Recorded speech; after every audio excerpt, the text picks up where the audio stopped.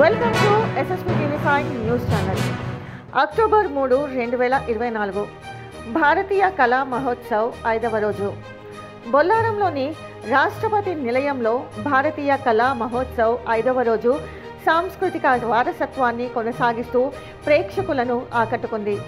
ఈశాన్య భారతదేశ రాష్ట్రాల యొక్క వివిధ శ్రేణుల సాంప్రదాయ మరియు ఆధునిక కళాకారులను ప్రదర్శించే ఈ కార్యక్రమం కళా ప్రేమికులు, విద్యార్థులు మరియు సాంస్కృతిక నిపుణులను ఆకర్షించింది. తదుపరి bison army free primary school నుండి వికలాంగ విద్యార్థులు మహోత్సవ్కు విచ్చేశారు. అస్సాంలోని సాంప్రదాయ ఇక్రా పద్ధతిలో ఇండ్ల నిర్మాణంపై DIY కిట్ను చిన్నారులకు అందజేశారు. ఇక్రా పద్ధతిలో ఉన్న ఇండ్ల బొమ్మలను రంగులతో నింపుతూ చిన్నారులు సందడిగా గడిపారు. సాయంత్రం త్రిపుర యొక్క కోయిర్ మరియు మేఘాలయ యొక్క సమ్మర్ సాల్ట్, అష్టలక్ష్మి రంగోలీ వంటి కళాకారులతో కలిసి ప్రేక్షకులను మంత్రముగ్ధులను చేశారు.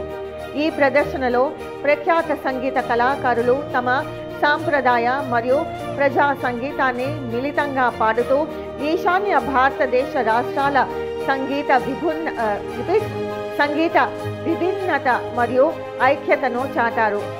భారతీయ కళా మహోత్సవ్ అభివృద్ధి చెందుతున్న కళాకారులకు, అనుభవజ్ఞులు యొక్క సమానంగా తమ ప్రతిభను ప్రదర్శించేందుకు ఒక వేదికగా కొనసాగుతుంది.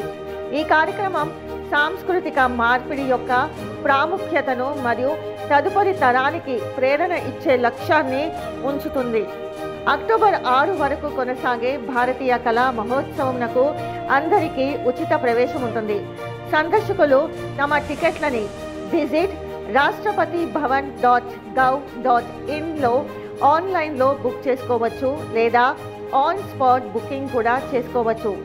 సందర్శకుల సౌకర్యార్థం పారడైజ్ మెట్రో స్టేషన్ నుండి రాష్ట్రపతి నిలయం వరకు షటిల్ బస్సు సేవలను అందుబాటులో ఉంచారు.